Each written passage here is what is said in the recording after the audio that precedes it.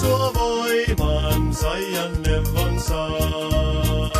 Surut tuulet eivät liikaa painaa, nehän ottaa itse kantaakseen.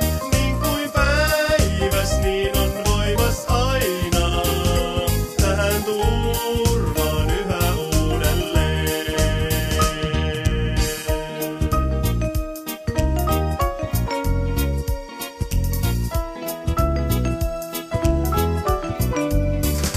Kiitos Herra lupauksestasi, sinä annat minun levätä.